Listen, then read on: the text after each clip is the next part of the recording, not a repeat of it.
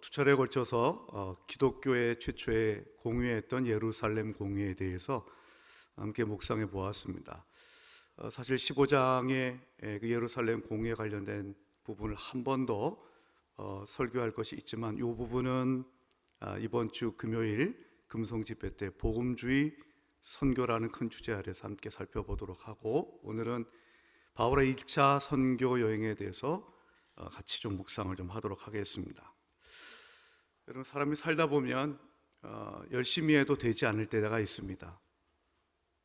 열심히 길을 걸어도 길이 막힐 때가 있습니다.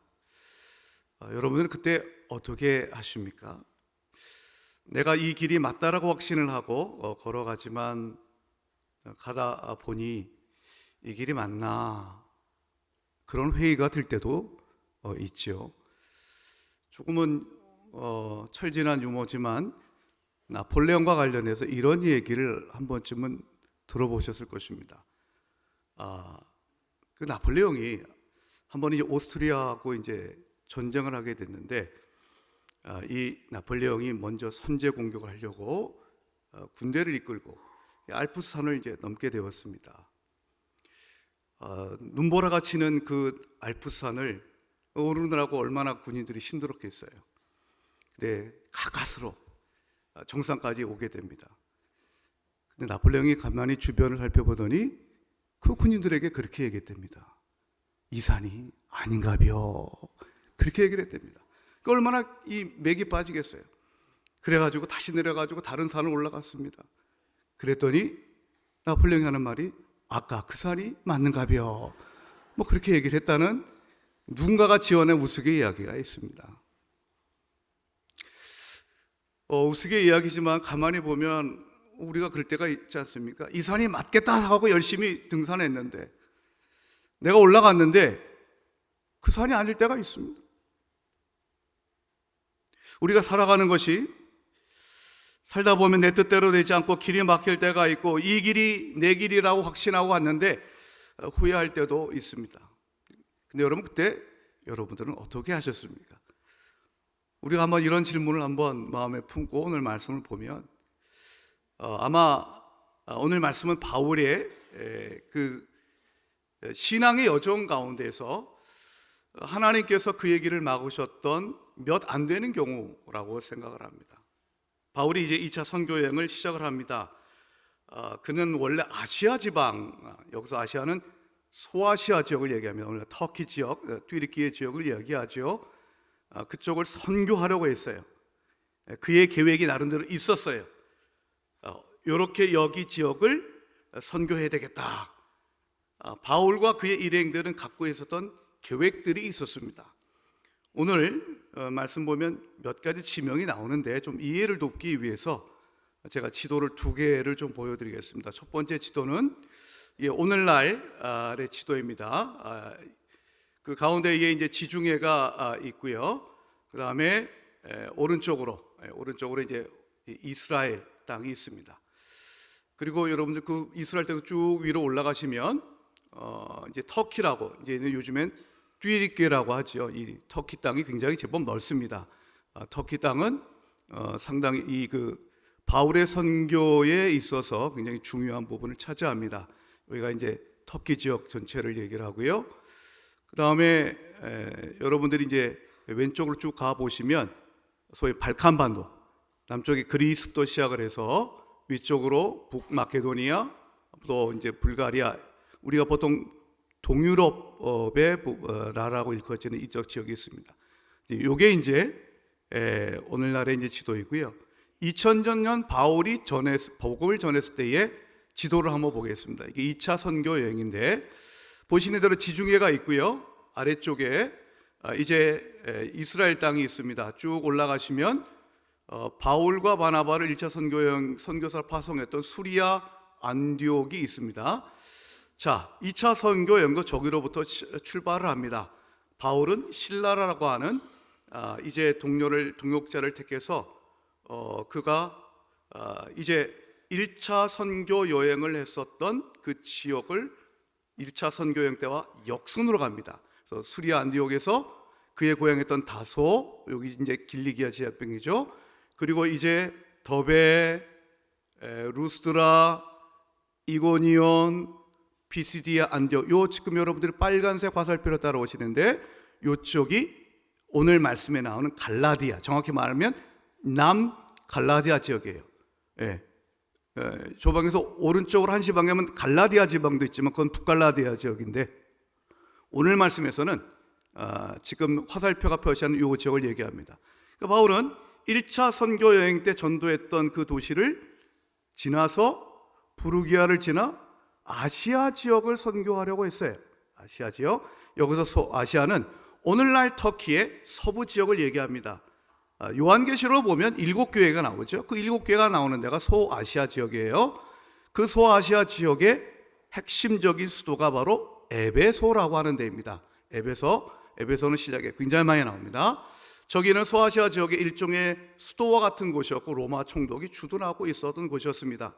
그런데 하나님은 저 아시아에서 말씀을 전하지 못하도록 막으셨다. 그래서 바울이 어디까지 오냐면 무시아라는 곳까지 와요. 무시아. 이 무시아라는 곳에 와서 어떻게 할까 하다가 그는 방향을 1시 혹은 2시 방향 쪽인 보라색 쪽, 저쪽 비두니아 쪽으로 가려고 애썼다 그랬어요. 근데 예수의 영 성령이 허락하지 않으셨어요. 아시아에도 전화하지 못하게 하시고, 그래서 다른 지역으로 갈까 해가지고 비두니아로 가려고 했지만 애썼지만 그것도 허락하지 않으셨어요. 가는 곳마다 길이 막혔어요. 그래서 결국 가게 된 게 드로아라는 곳이었어요. 드로아. 저기는 항구 도시입니다. 근데 하나님이 그 드로아에 바울과 그의 일행을 이끄시고 거기에서 마침내 환상을 보여주셨습니다. 그 환상은 마게도냐 사람이 이리로 건너와서 우리 좀 도와주세요 라고 하는 환상이, 그 환상을 보고 바울은 하나님이 우리를 가려고 하시는 것이 바로 저곳이구나, 그렇게 확신하고 그가 이제 건너갑니다. 그 드로아에서 건너가서 화살표 것은 빌립보가 가고요. 여기가 이제 마게도냐의 첫 성, 가장 중요한 성입니다. 그리고 저 화살표에 따라 쭉 내려오시면 발칸바도를 따라 쭉 아래로 내려옵니다. 쭉 내려와서 저 초록색이 오늘날의 그리스 지역, 여기 아덴과 고린도 지역을 갑니다. 그런데 여기 그치지 않고요. 그는 이쪽 지역을 한 다음에 에베소로 갑니다.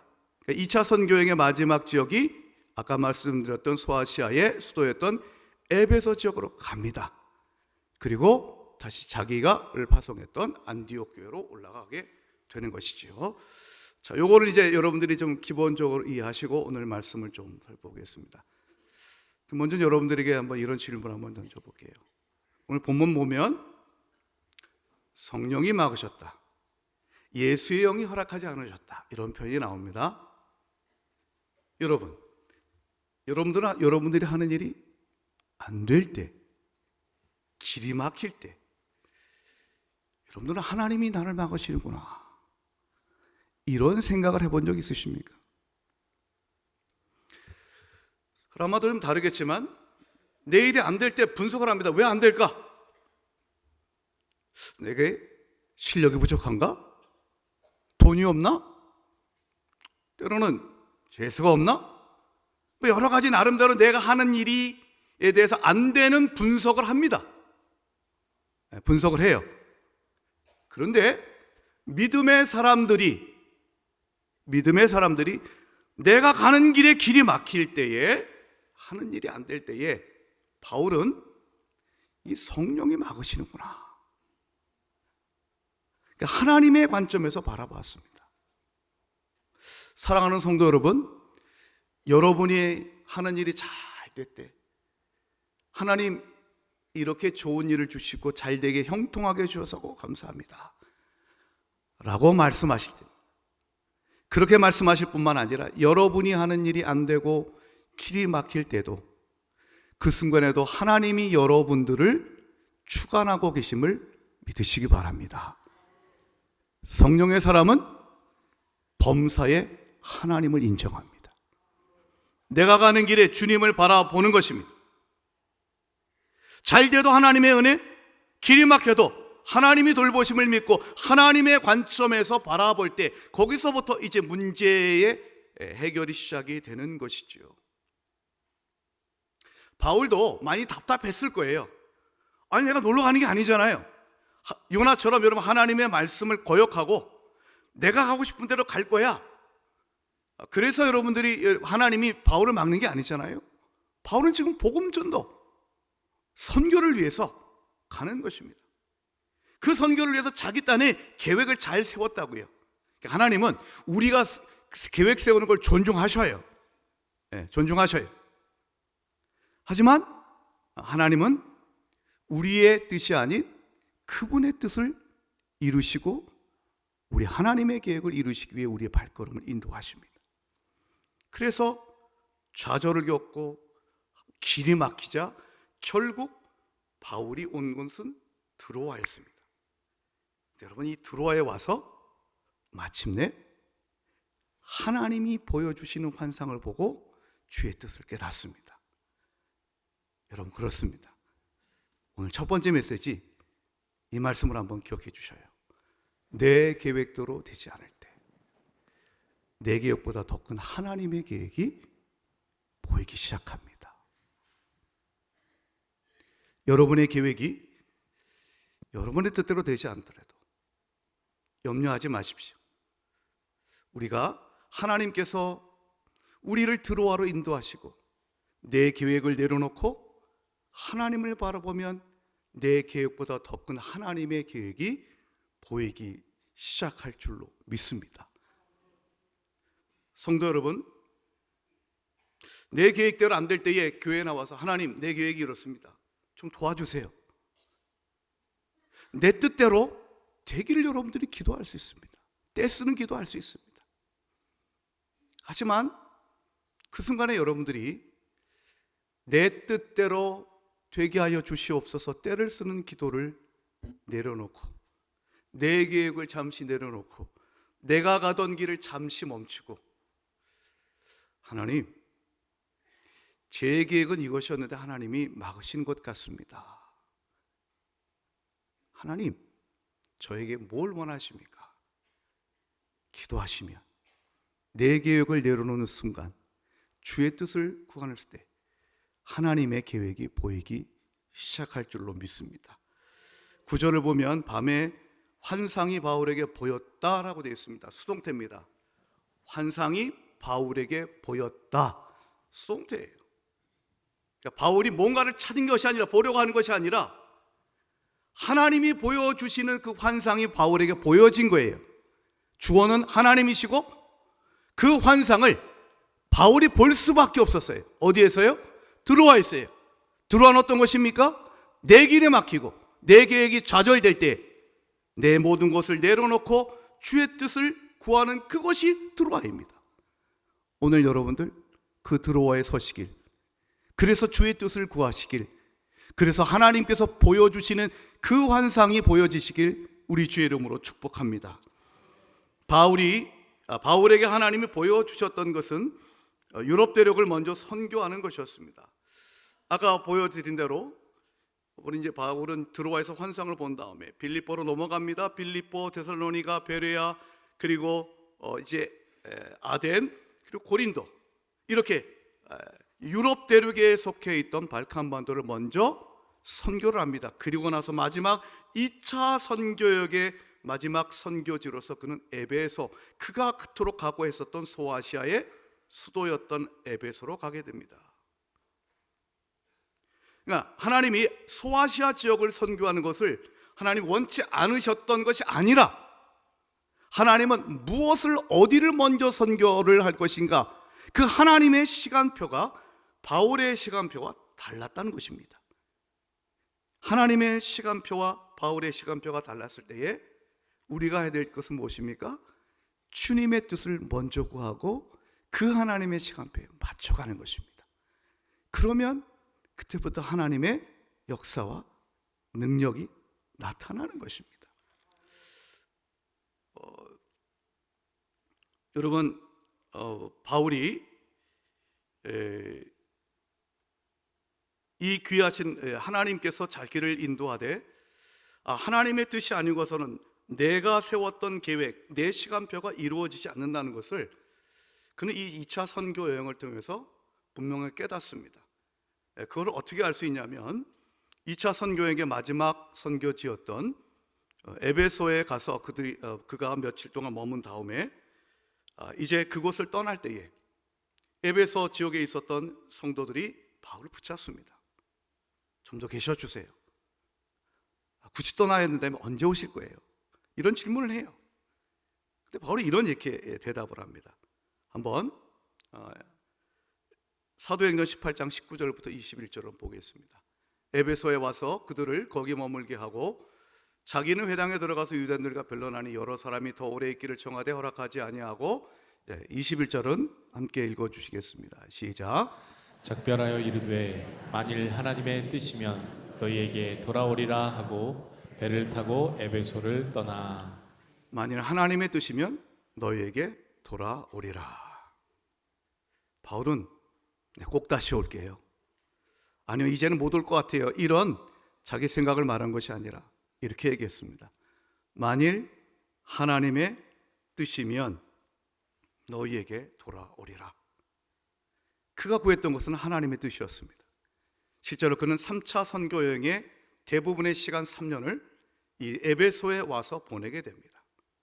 사랑하는 여러분, 하나님께서 우리의 모든 과거와 현재와 미래를 주관하고 계시고 하나님 우리의 삶의 주인이 되심을 믿으십니까?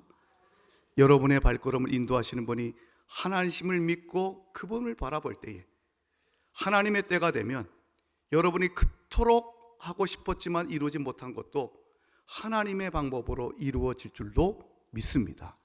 실제로 고린도후서 2장 12절을 보면 오늘 본문 16장으로부터 몇 년 후에 이런 일이 있었습니다. 내가 그리스도의 복음을 위하여 드로아에 이름에, 드로아에 또 한번 갑니다. 고린도후서 2장 12절의 시점 보면 오늘로부터 몇 년 후의 일이었습니다. 그 드로아에 이르니까 어떤 일이 일어났습니까? 주 안에서 문이 내게 열렸다라고 했습니다. 바울은 오늘 본문일 때도 오직 그리스도의 복음을 위해 살았고, 그리고 몇 년 후에도 그는 여전히 한결같이 그리스도의 복음을 위해 살았습니다. 하지만 오늘 본문에서는 성령이 막으셨습니다. 하지만 하나님의 때가 되니 그 드로아에서 주께서 열어주신 그 문을 통해 복음을 담대히 전했고 주의 능력이 나타난 줄로 믿습니다. 사도행전 20장을 보면 여러분이 잘 아시는 것처럼 그 드로아에서 바울이 복음을 전하고 예수를 믿게 된 성도들과 함께 바울이 그들을 모아놓고 말씀을 전합니다. 한 번은 이제 토요일 안식일이 끝나고 주일이 시작되는 그 저녁에 그 드로아의 성도들이 함께 모여서 예배를 드리는데 유두고라는 청년이 낮에 피곤했던지 창턱에 앉아서 꾸벅꾸벅 말씀을 듣다가 떨어져 죽습니다. 3층에서 떨어져 죽었어요. 사람들이 내려가서 유두고가 죽었다라고 생각을 했지만 바울은 그렇지 않았습니다. 바울은 그의 유두고의 몸을 일으켜 세우면서 그가 유두고를 위해서 기도하였을 때 하나님의 생명, 예수의 생명이 유두고에게 역사함으로 그가 살아나는 위대한 하나님의 기적도 나타났습니다. 여러분, 하나님의 때가 되면 하나님의 능력과 기적도 나타날 줄로 믿습니다. 여러분의 삶 가운데에 하나님께서 허락하지 아니하시면 여러분이 아무리 애를 써도 그 길은 열리지 않을 것입니다. 하지만 하나님의 뜻을 구하고 하나님의 때가 되면 세상에 그 어떤 것도 가로막을 수 없고 오직 하나님의 역사가 나타날 줄로 믿습니다. 오직 주만 바라보시며 나아가는 우리의 길을 인도하시는 주님을 의지하며 살아가시길 예수 그리스도의 이름으로 축복합니다. 두 번째 말씀의 메시지는 이것입니다. 자, 두 번째는 한번 읽어주시겠습니까? 시작. 길이 막히는 게 문제가 아니라 내가 주의 길을 걷고 있느냐가 중요합니다. 네. 여러분 잘 기억하십시오. 우리의 관점은 언제나 내 일이 잘 될까, 내가 성공할까, 내 자식이 합격할까, 그 결과에 놓여 있습니다. 하지만 하나님께서 보시는 관점은 내 길이 막히느냐, 내 길이 형통하느냐, 탄탄대로냐, 그것이 있는 것이 아니라 내가 걷는 그 길이 주의 길인가, 그것을 바라보라고 하십니다. 오늘 말씀을 읽으면서 그런 생각을 한번 하게 됐습니다.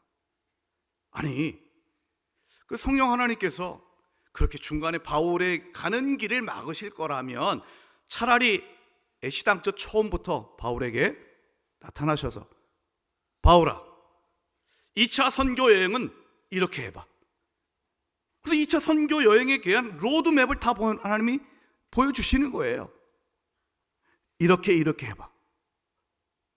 그러면 내가 너와 함께 할게. 염려하지 마. 그러면 여러분 시간 낭비하지 않고 훨씬 더 순탄하게 선교여행이 진행되지 않을까요? 그런데 여러분, 성령 하나님은 그렇게 하지 않으셨어요. 성경을 보면 하나님께서는 우리에게 어떤 일의 처음과 끝을, 그 모든 것을 다 알려주시고, 자, 다 봤지? 그러니 이제 내가 시키는 대로 해, 내가 말한 대로 해, 그렇게 말씀하지 않으세요. 하나님은 우리의 생각과 우리의 의지와 우리의 계획도 존중하셔요. 그러나 결국 이루어지는 것은 하나님의 뜻이에요. 처음 성경을 보면 하나님은 알파와 오메가다라고 말씀하셔요. 처음과 나중이십니다. 여러분, 처음부터 끝까지 그 모든 것을 아시고 그 모든 것을 주관하시는 것은 인간은 할 수 없습니다. 오직 하나님만이 처음과 나중 되시는 줄로 믿습니다. 사람은 과거와 현재와 미래를 모두 다 알고 꿰뚫고 그 길을 걸어갈 수 없습니다. 사람은 시간 안에 갇혀 있습니다. 사람은 공간 안에 갇혀 있습니다. 그러나 하나님은 시간 밖에 계십니다. 시간을 주관하고 다스리시는 하나님인 줄로 믿습니다. 그렇기 때문에 여러분, 하나님의 때와 시기를 우리가 바라보며 나가는 겁니다. 하나님의 타이밍을 기도하는 것입니다. 사도행전 1장을 보면 예수님께서 승천하시기 전에 제자들이 질문하지 않습니까? 주여, 주께서 이스라엘을 회복하심이 이때니까라고 얘기합니다. 주님이 죽음의 권세를 이기시고 부활하신 것을 보고 제자들이 얼마나 여러분 흥분했겠어요. 자, 이제 예수님께서 죽음의 권세까지 이기셨으니 로마 제국쯤은 단숨에 무찌를 수 있다. 그래서 했던 말이 이스라엘을 지금 당장 회복시켜 주시옵소서 이야기하지 않습니까? 여러분, 그때 예수님께서 뭐라고 대답하셨어요? 이렇게 말씀하셨습니다. 때와 시기는 아버지께서 자기의 권한에 두셨으니 너희가 알 바가 아니라고 했습니다. 때와 시기는 하늘아버지의 권한이셔요. 주님이 언제 재림하실지 아버지의 권한이셔요. 여러분의 삶 가운데에 하나님의 뜻이 언제 이루어지고 여러분이 계획했던 바가 어떻게, 어떤 모습으로 언제 이루어질지 그 때와 시기는 아버지의 권한인 줄로 믿으십니까? 그래서 우리가 할 일은 무엇인가? 하나님께 때와 시기의 권한을 맡겨드리고, 우리는 그 하나님의 때가 되면, 하나님의 시간표가 되면 이루어질 것을 믿고 지금 내가 가는 길이 주의 길임을 확인하고 날마다 그 주님만 바라보는 훈련입니다. 하나님께서는 우리의 시행착오를 문제 삼지 않으십니다. 시행착오 할 수 있습니다. 하나님은 가성비를 따지는 것이 아니고, 하나님은 효율성을 따지는 것이 아니라 날마다 매일같이 한 걸음 한 걸음 주님만 바라보고 믿음으로 주께 순종하며 걸어가는 삶을 원하십니다. 여러분들은 주님과 날마다 동행하고 계십니까? 신앙은 매일같이 매 순간 주님을 바라보는 것입니다. 실수할 수도 있습니다. 단짓할 수도 있습니다. 그러나 성령께서 우리를 바른 길 가게 하시고 그 주의 뜻에 순종하며 간다면 하나님께서 길을 열어주시고 하나님의 역사는 나타나게 될 줄로 믿습니다. 어제 토요일 이희복 선교사님께서 경험하셨던 귀한 간증을 나눠주셨습니다. 들으신 분은 아시겠지만 선교사 파송식을 마치신 다음에 2020년 1월 초에 이제 필리핀으로 떠나야 되는데 마닐라 근처에, 필리핀의 수도 마닐라 근처에 있던 화산이 터졌어요. 이게 분화가 돼가지고 비행기가 뜨지 못할 것이다. 실제로 많은 비행기 뜨지 못했습니다. 선교사님은 이미 가지고 있던 이제 본인의 모든 것들을 다 처분하시고 또 이제 필리핀 선교지에 보내신 터이라 국내에 뭐 어디 머물 데도 없었어요. 혹시 공항에서 몇 날 며칠을 계속 비행기가 뜨기를 기다려야 되는 것은 아닌가, 그런 염려 가운데 갔지만 하나님께서는 주의 길을 걷는 그 두 분을 위해서 그날 밤 마닐라행 비행기를 띄우신 줄로 믿습니다. 사랑하는 여러분, 주의 길을 걷고 있는지 그 날마다 주님만 바라보십시오. 세상의 어떤 장애물도 여러분이 주의 길을 걷는 것을 결코 방해하지 못할 것입니다. 하나님은 살아계신 하나님인 줄로 믿습니다. 마지막 세 번째, 오늘 하나님이 주시는 메시지는 이것입니다. 하나님은 오늘도 마게도냐인을 보여주십니다. 그들을 찾아가는 것이 선교입니다. 2000년 기독교의 역사는, 특별히 선교의 역사는 하나님이 그때그때마다 보여주셨던 마게도냐인의 환상을 본 사람들이 그 환상을 하나님의 뜻임을 믿고 즉각적으로 순종하였을 때에 선교 역사가 쓰여지기 시작하였습니다. 오늘 바울이 본 환상은 마게도냐 사람이 이리로 와서 우리를 도와달라고 간청하는 내용입니다. 우리말 번역은 그냥 이리로 건너와서 우리를 도와달라 라고 하는 단순한 번역이지만, 그러나 그 원어의 의미를 가만히 따지고 들어가면 여기서 돕다, 우리를 도와달라 할 때 이 돕다라고 하는 이 단어는 누군가가, 특별히 아이가 정말 자지러질 듯하게 울고 있을 때에 그 울음소리를 들은 부모가 달려가서 돕는다라는 뜻입니다. 여러분, 시급한 것입니다. 마게도냐인이 서서 이리로 건너와 우리를 도와라라고 서서 말했던 것도 그 시급함을 간접적으로 보여주는 것이지요. 그 시급함에, 그 절박함에 응답했던 사람이 바로 바울이었고, 그래서 바울을 통해 유럽 대륙의 선교가 마침내 시작되었던 것이었습니다. 우리나라에도 조선의 마게도냐인이라고 불렸던 사람이 계십니다. 그분이 이수정이라고 하는 남자분입니다. 이분은 1882년 일본 유학길에 올라서 그 일본에서 예수를 믿게 됩니다. 그분이 예수를 믿고 난 다음에 했었던 일은 이제 순우리말로 성경을 번역하는 일이었습니다. 한문투성이었던 성경을 일반 사람들도 읽을 수 있도록 순한글로 이제 번역을 하게 되었던 것이죠.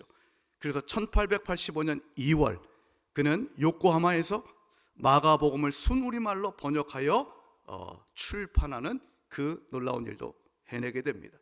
또 이수정은 조선의 희망은, 이 조선 땅이 살아날 수 있는 유일한 희망은 오직 예수 그리스도의 복음을 듣는 것임을 깨닫고 미국에게 교회에 편지를 합니다. 선교사 보내달라고. 그 편지의 내용이, 그 편지가 미국의 선교 잡지에 실렸습니다. 내용을 요약하면 이렇습니다. 아직도 수천만 우리 민족은 하나님의 참된 도를 모른 채 이방인처럼 살고 있습니다. 아직도 그들은 주님의 구속하시는 은총을 받지 못하고 있습니다. 저는 비록 영향력이 없는 사람이지만 여러분이 선교사들을 파송만 해준다면 최선을 다해 돕겠습니다. 그렇게만 된다면 제 기쁨은 한이 없겠습니다. 그리스도의 종 이수정들이 이런 내용의 편지를 보냈고, 그 편지가 선교 잡지에 실려요. 그리고 하나님이 역사하셨습니다. 1년 후인 1885년 2월 장로교회 언더우드, 감리교회 아펜셀레와 스크랜턴 선교사가 일본 땅에 옵니다.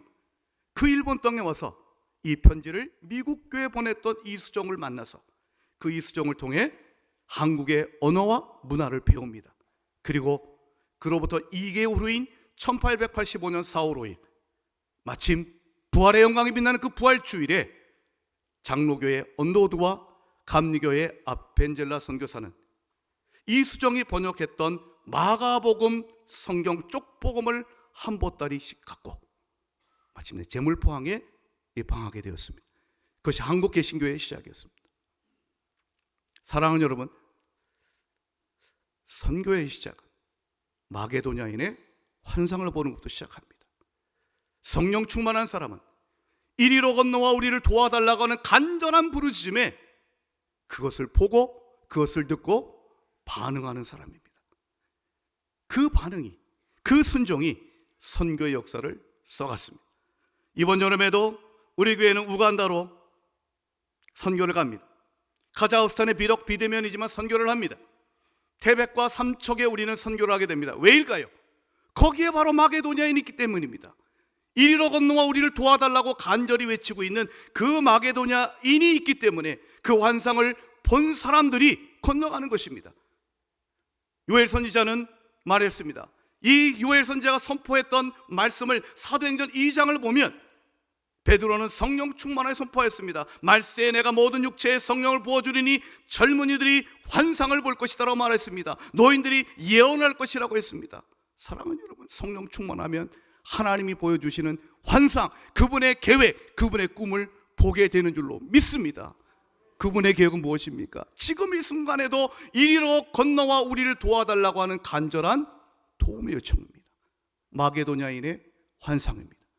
그 환상을 꿈꾸십시다. 그 환상을 보고 순종함으로 여러분 하나님의 선교를 써나가는 저와 여러분 되시길 우리 주의 이름으로 축원드립니다. 기도하겠습니다. 고마우신 하나님 감사합니다. 이 세상을 살아보면 길이 막히고 내 뜻대로 되지 않지만 그 순간에도 하나님의 함께 하심을 잊지 않게 하여 주옵소서.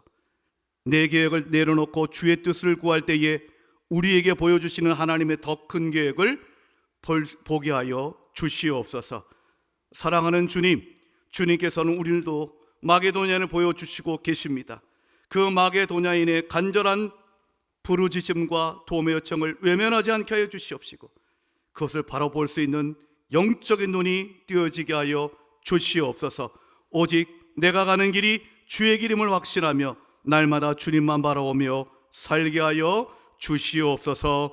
예수님의 이름으로 기도드리옵나이다. 아멘.